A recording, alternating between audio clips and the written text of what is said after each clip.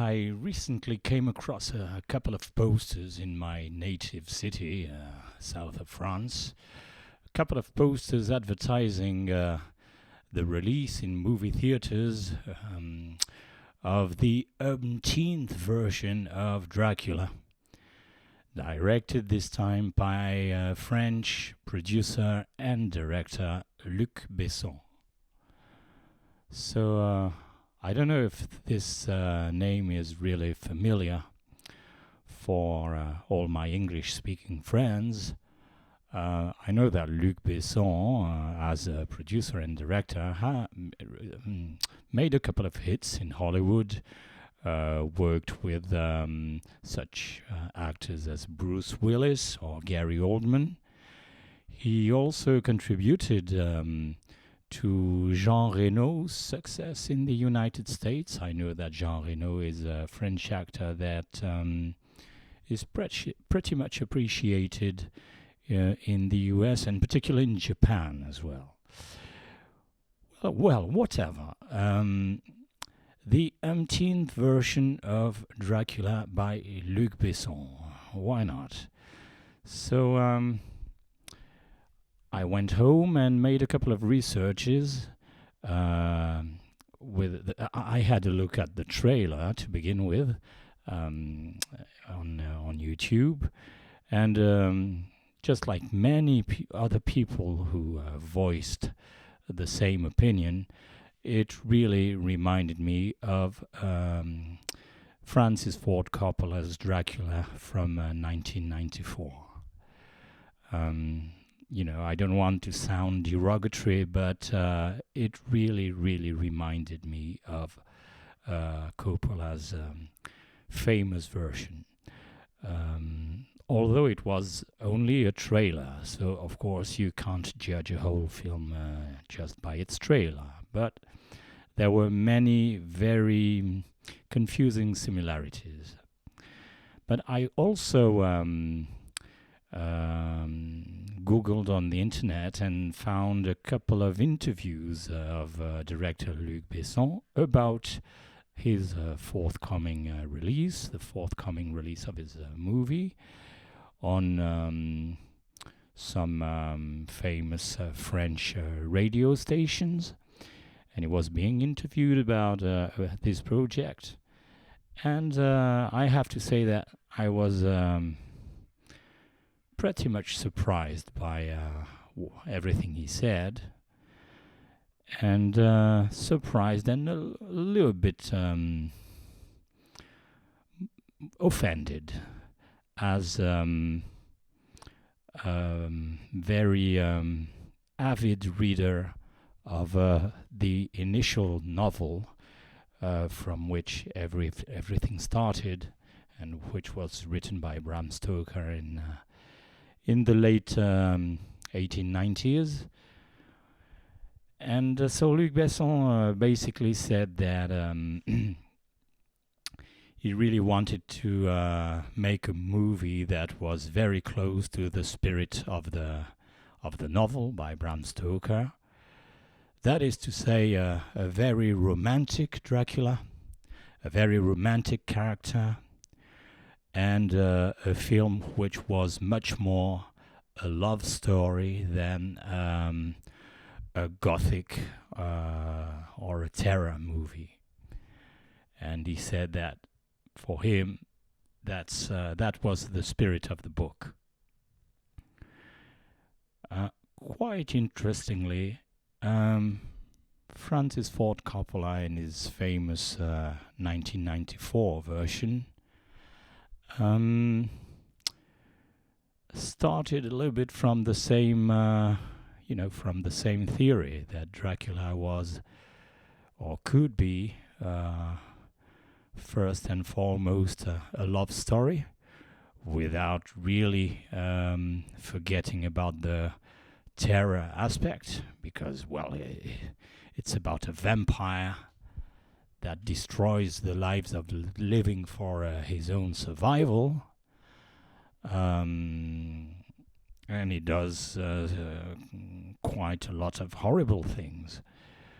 But there was already this spirit of romanticism and fantasy in Coppola's movie, which I have to admit was very attractive to a whole new kind of audience which had never heard about the novel and who really ended up thinking that that's what Dracula was, basically, as a legendary character that haunted generations and generations of movie theaters. Um, in many movies, some of them better than others. And, well, you know what I mean. Well, why not, you know? The character was trendy again. And to achieve that radical change of outlook upon the character of Dracula, Francis Ford Coppola and his screenwriters made a very simple thing. Well, very simple. Maybe I'm exaggerated, but they invented a past for this character that was never mentioned in the book. They recreated the character of Dracula as somebody having been turned into a creature of the night after having committed blasphemy against the church, because as a prince who was fighting for his land, for his country, his only reward was to return from the war and discover that his wife, after being given false information about him, she thought he died during the war, and she couldn't stand it and committed suicide. And so Dracula never forgave the people around him, the church, etc., for such betrayal, and so committed blasphemy and was committed to eternal life as a vampire because of that.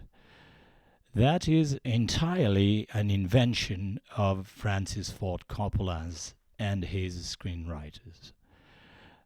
It doesn't exist in the novel, in the initial novel written by Bram Stoker.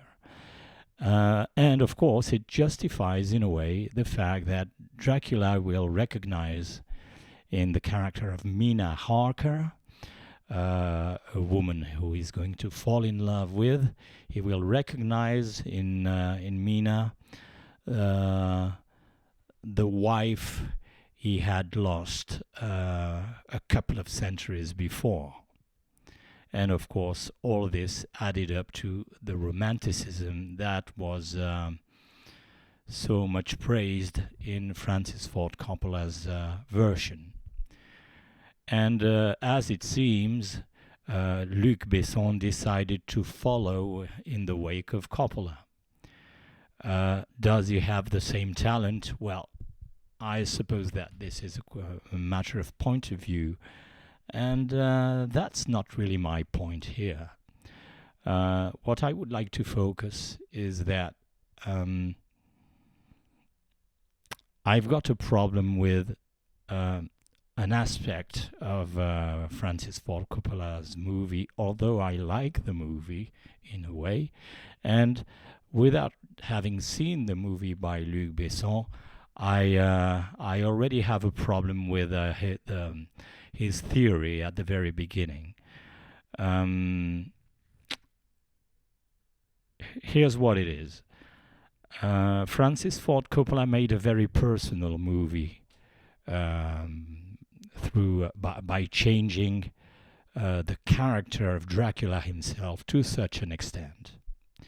And as a very gifted director, I think that he was quite entitled to do that.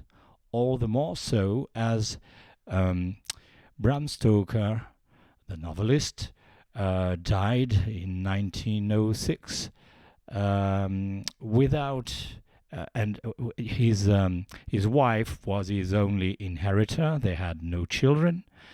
and it means that when his wife died in her return, uh, there were no inheritance to the copyrights of the book.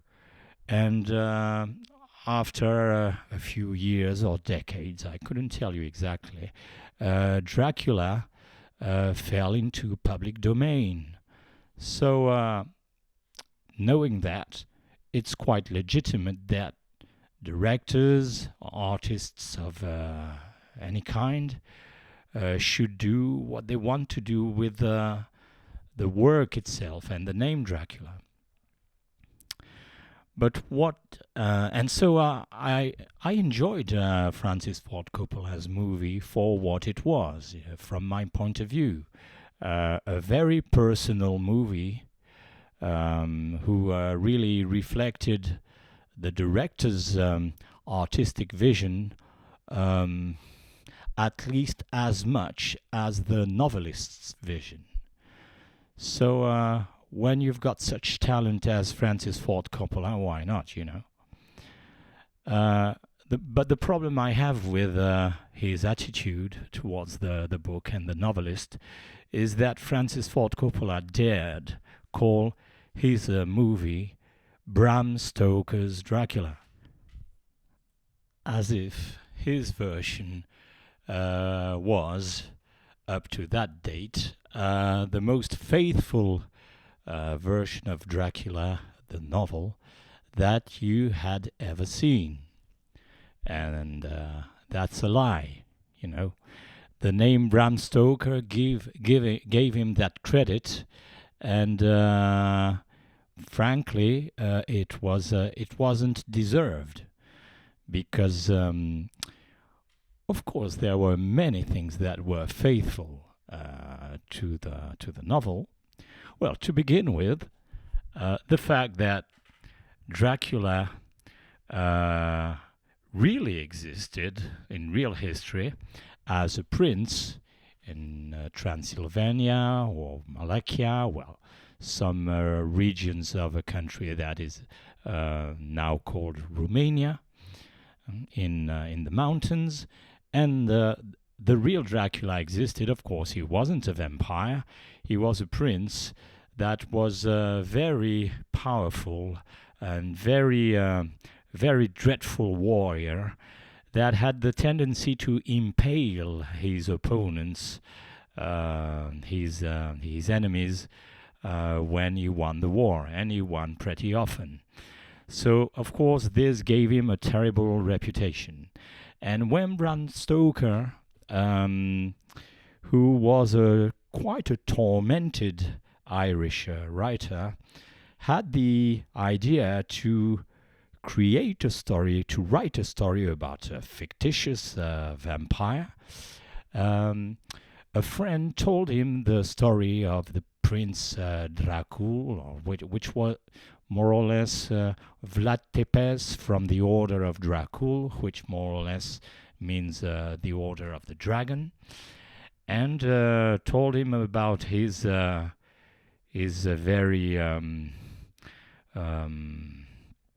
cruel habits. And Bram Stoker said to himself, well, Dracula will be the perfect name for my vampire, and I'm quite interested in this aspect of the story as well, of a prince who has been a terrible, dreadful warrior, feared by his enemies. And this is a little bit mentioned at the beginning of the novel, if I remember properly, when Count Dracula, the vampire, the fictional character, receives Jonathan Harker, a real estate agent from London, who has come to Transylvania to sell him some properties in London. And Dracula has got the opportunity to tell his guest about his past feats at war. And so Francis Ford Coppola and apparently Luc Besson, who is following the same trend, are not lying to us when they insist on this on Dracula's past as a warrior. The thing is that in the book by Bram Stoker, there is never any mention of a wife who has committed suicide and Dracula committing blasphemy, and that's the reason why he has become a vampire. There is none of all that stuff. He just says he's been a very fearful warrior. And maybe that's the moment has come to remind you or to tell you, if you didn't know, that's fine by me, that Dracula is what we call an epistolary novel. I think that the word exists in English as well, which means that every chapter is the extract of somebody's diary, somebody's personal diary, a character who is involved in the story. It can be Jonathan Harker, the real estate agent, who writes in his diary that he understands now that he is in the hands of a monster, and he's worried about his future and also about his fiancée Mina's future. The first chapters of the book are told us through Jonathan's point of view in his diary. There is another chapter where we learn about an incident at sea. Dracula is being carried in his coffin aboard a ship that sails from Romania to England, and of course all the crew disappear one by one mysteriously, and this is told us by the logbook kept by the captain, who tells us through his voice and in his writings that he doesn't understand what is happening night after night, and that his crew members are disappearing in a very frightening way. And of course, the captain's logbook is going to be brutally interrupted because, quite obviously, is going to be Dracula's next and last victim aboard the ship. So Bram Stoker has decided to tell us this story in a very original way, because this way of telling things involves the fact that there is never any omniscient narrator, a kind of invisible gods that sees, that probes into everybody's mind, and who can read everybody's feelings. There is none of that, you know. There is some kind of, there are descriptions, because the character, when they write about what they've just been through, they can describe the attitudes of the other characters, or the setting or whatever, but they can't read the other people's minds. And so this involves the fact that the story goes fast, and the people are not going to speak to each other, to talk to each other during hours and hours and hours. So of course, Dracula in the original book never told anybody about a deceased wife and a betrayal from the church, and so on and so on. The story starts, he's a vampire, full stop. It's as simple as that. And so his acts as a monster will never be kind of justified by a broken romance, or they are not explained. His deeds don't need to be explained. A vampire is a monster, is a man turned monster. So he doesn't account for his evil deeds. He just does them. He just commits them. Um, that's really what the original story was about. What is true is that the character of Dracula in the novel will have some special attention for Mina Harker. The first time he sees Mina, it's a photograph that Jonathan Harker, the estate agent, has got has carried along with him during his trip, because they are going to get married, Mina and him, and Dracula immediately develops some kind of fondness for Mina. That's true. It's part of the book, and it's also part of the movies. So that's fine by me. Thing is that in the novel, Mina is never the spitting image of a woman that Dracula has lost in a hypothetical past.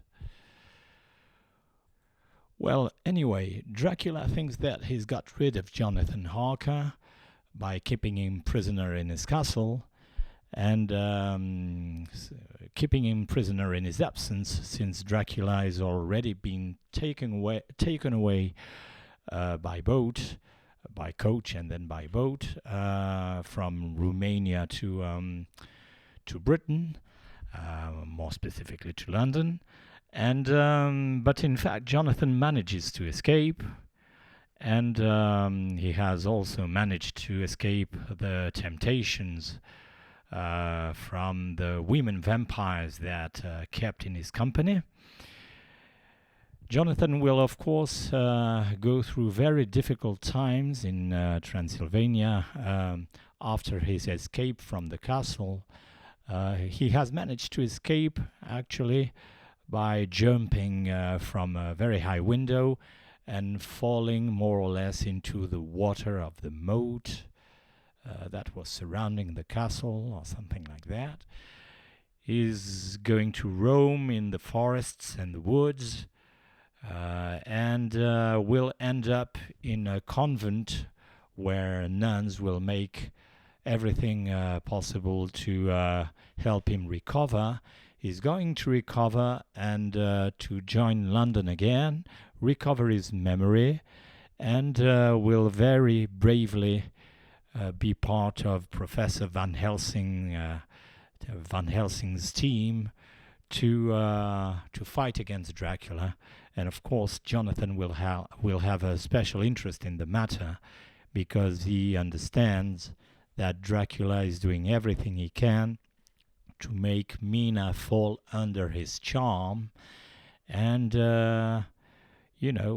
Jonathan might not be a Mediterranean macho.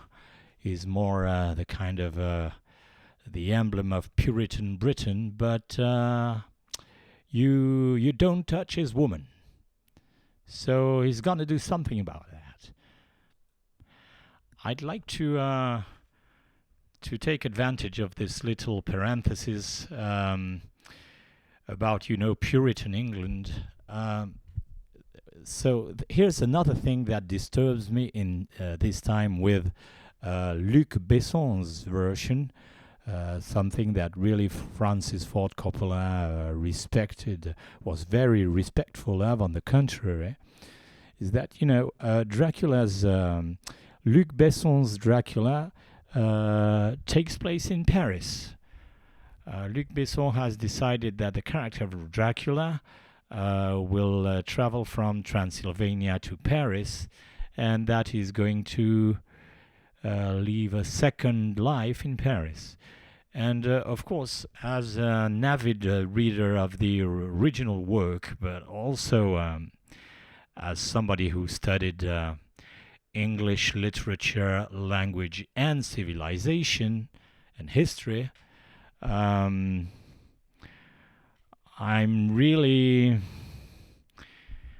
getting a little bit nervous about the fact that Luc Besson didn't understand the symbolism of the London of the time, which has got nothing to do with Paris.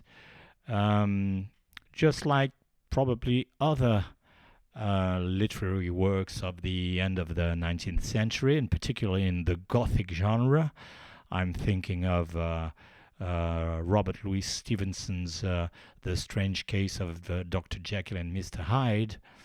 These Gothic novels of the time were, in their own way, some kind of criticism of the Puritan hypocrisy that was pervading the streets of London in Victorian times, particularly, the middle class spheres, where you had to keep up appearances, but you could always go and fool around with the prostitutes at night if you kept up all the appearances of the perfect gentleman who was very prosperous in his business and so could maintain a whole family with his wife quite at home, etc. And what's interesting in Bram Stoker's Dracula and in Coppola's version, I grant him that, is that they both show that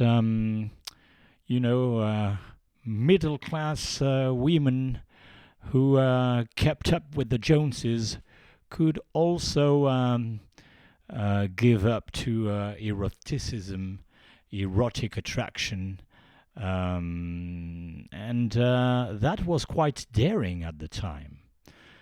I'm not saying that this is a very major issue or topic in Bram Stoker's novel, but there is some kind of erotic part, that was very well shown in a very good version of Dracula, shot in 1958 in Britain, which is very famous. The first one with Christopher Lee as Dracula.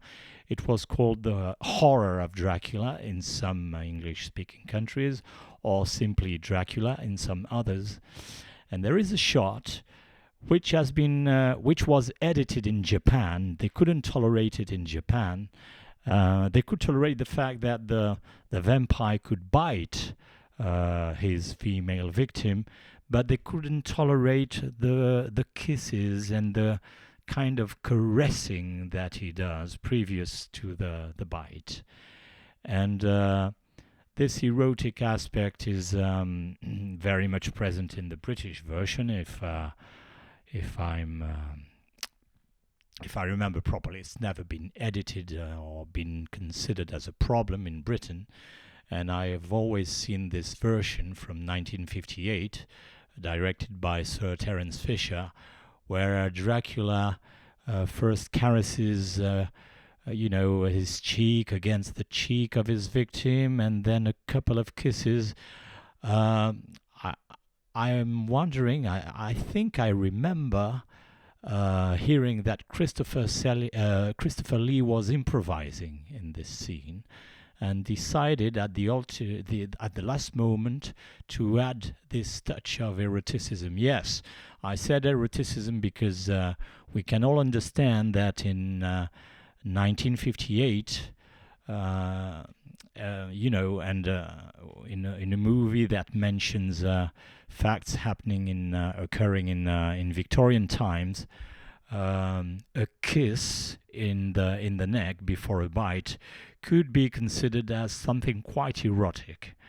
If you add to this Mina's stance when she's waiting for the count, for those times it was already pretty hot, And of course, when Luc Besson decides that his Dracula will take place in Paris, it proves that he really understood absolutely nothing.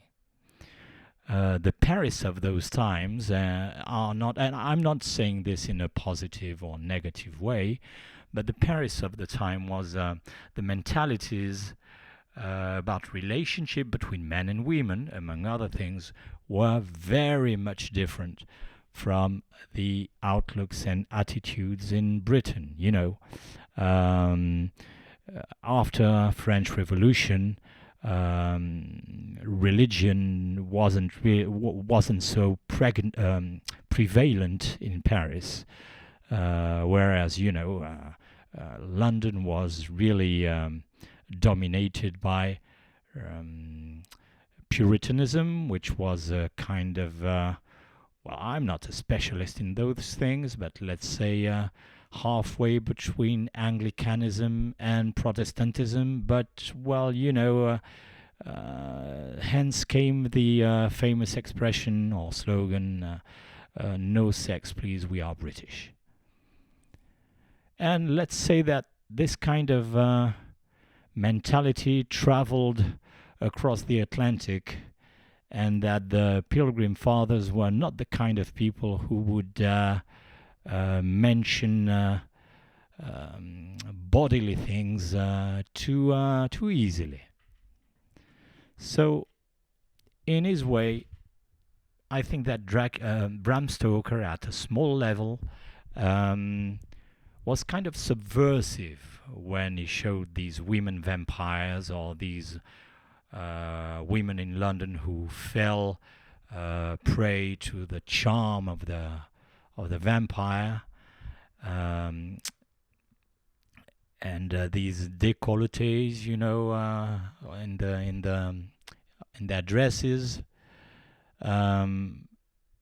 If you make this travel to Paris, it's not that daring. It's not that subversive.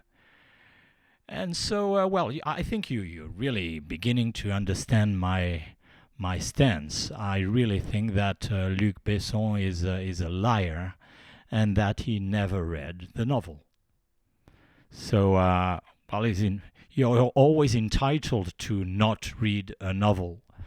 But if you're being interviewed about a movie you've just made, and you say that you've been very respectful of the spirit of the novel and what you found in the novel, well, if you haven't read the novel, there's some kind of problem here, isn't there? I don't feel the same about Francis Ford Coppola. I think that Coppola read the novel by Bram Stoker. This has been pretty well documented yet already. He's read that as a kind of not teacher, but he worked with youngsters when he was before becoming a movie maker, and he read this book with the youngsters. It was part of their education or whatever. I'm pretty sure that Coppola, who a man of culture, much more than Luc Besson, read the novel, but he just decided that he wanted to do something else. He didn't want to stick to it. And the only thing that I'm a little bit grudgeful about is that he shouldn't have called his movie Bram Stoker's Dracula, since he departed so much from the character of Dracula. There are many points where he's being very faithful. I mentioned, the setting in London. I could also mention Professor Van Helsing, and I have to say that Anthony Hopkins playing that part, for me, really saves the movie. It really... it's a huge part of its charm, and as the indications about Van Helsing in the novel are not that clear, well, an actor who feels pretty much inspired can do it a little bit his own way. And for me, what's fascinating in the character of Van Helsing in Coppola's version is that although they try to draw the portrait of a Dracula who is not such a monster after all because he's lost the love of his life and blah blah blah, Dracula can't be the real hero of this movie when opposite him there is such a charismatic figure as Anthony Hopkins' Professor Van Helsing. It's absolutely impossible. Van Helsing, well, played by Anthony Hopkins, he's got it all, He's well read, he's funny, He likes a drink or two, but remains serious. He enjoys, simple pleasures of life, a good meal. He says to his young friends, we need strength. We need some energy. We've got a very powerful enemy. We've got to eat. We've got to drink. We've got to be strong. We've got to, we can't turn back our backs on the pleasures of life because we've got some terrible trials in front of us. And really, he made my day, in this movie, Sir Anthony Hopkins. So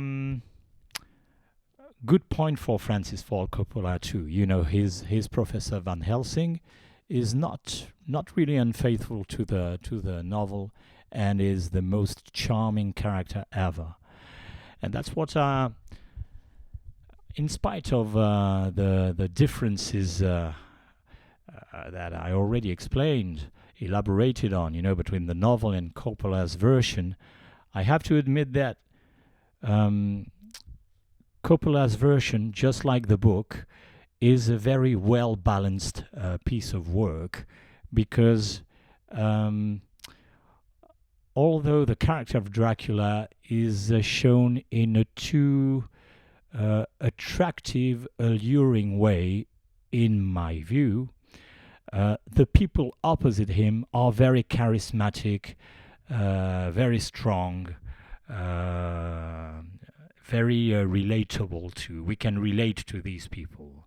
Youngsters can relate to Quincy or Dr. Seward, and older people can relate to Van Helsing, and you really have the feeling that, okay, romantic Dracula, oh, poor creature, he's lost his wife, but you really have the feeling that you hope that this group of people will achieve their goal and destroy this creature, because they're very strong characters and very nice and likable too.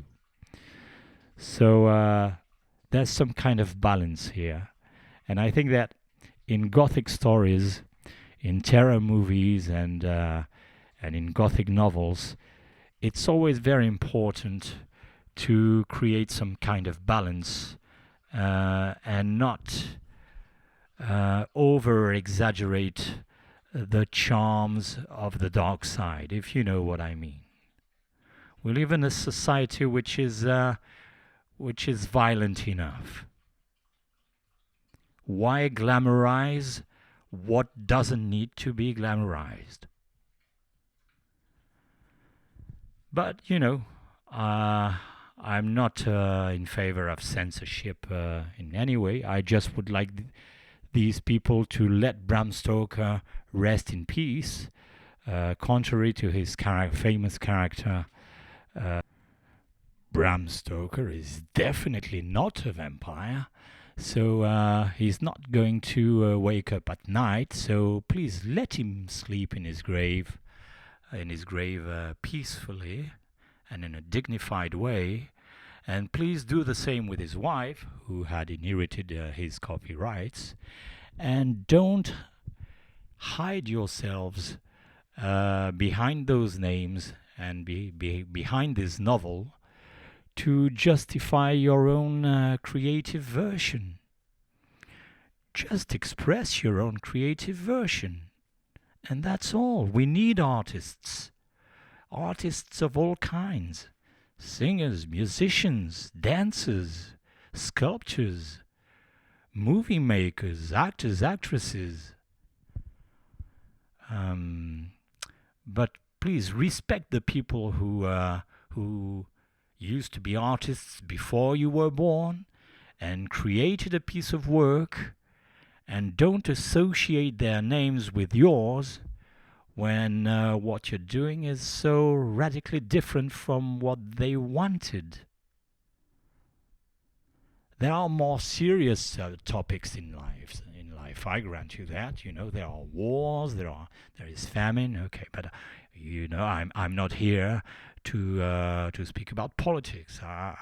I'm talking movies, so of course it's not such a serious subject. But I thought it was important to put the dots on the i's again. So I hope you found interest in this.